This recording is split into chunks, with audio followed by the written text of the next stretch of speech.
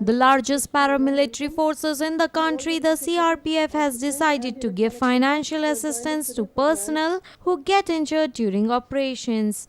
The fund is to be generated from Central Welfare Fund. The scheme has come into force at a time when CRPF faced problems in the hands of stone pelters and hostile crowds in Kashmir Valley.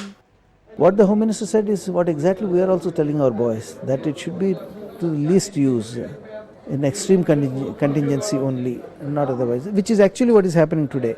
It is, see, if it were not to be that, then I would not get 1,000 of my boys injured, more than 1,000 injured.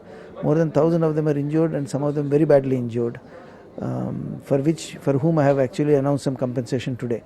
4,000 for those who are injured in simple injuries with medical treatment, 25,000 rupees for those with serious injuries, fractures, stitches, etc.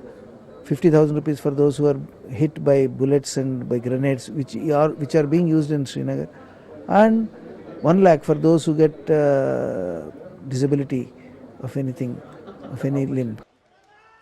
The CRPF is facing one of its toughest challenges, controlling hostile crowds in Kashmir Valley. The CRPF notably is armed with modern arms and gadgets including the now infamous pellet guns. At least 1,051 personnel have been injured in 2 weeks in stone pelting incidents itself. CRPF is also procuring 7,500 body protectors from an international bid. The purchase is in an advanced level stage. 6,500 of these will be used in Kashmir Valley itself. Instructions are very clear.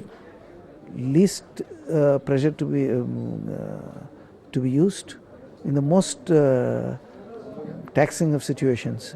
So maximum restraint to be used. And when you use pellet guns, earlier we were saying below knee, now we are saying almost ankle. So you try shoot at the ankle and not anywhere above.